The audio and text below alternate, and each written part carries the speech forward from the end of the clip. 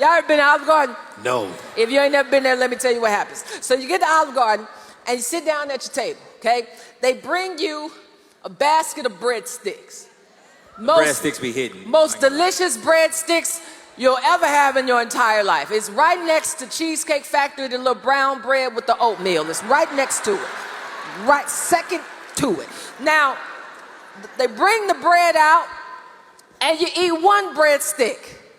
Then you lose your absolute mind. You eat 2 breadsticks, you eat 3 breadsticks. You just, God forbid, they brought out the salad with the cheese. Your stomach is just full of stuff. And so then they bring you a menu.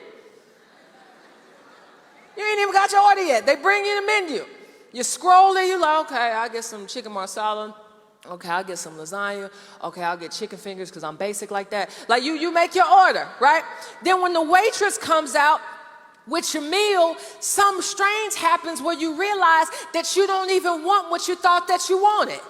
And the reason that you don't want it anymore is because you consume so much bread that you don't have capacity for anything else. And that's what happens when people get the bread of life. That's what happens when people get Jesus, is that they are so full of his love, so full of his power, so full of his truth, so full of his grace that they don't have capacity for foolishness no more.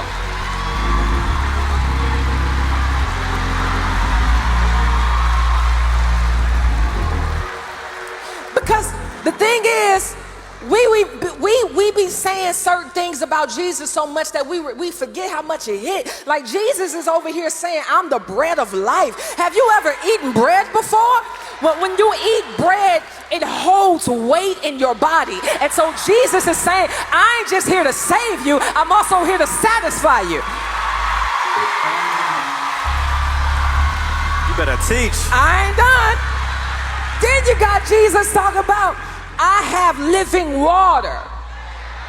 Something strange happens to the mind when it's dehydrated. It's like when you go into a desert and you don't have water, something happens where you start to see water where it doesn't even exist. That's a mirage, but that's also what idolatry is that you think that because you are so thirsty in your soul, you start thinking that there are sources of water where there actually aren't any. But Jesus is like, if you just knew who you was talking to, you would ask me and I would give you living water.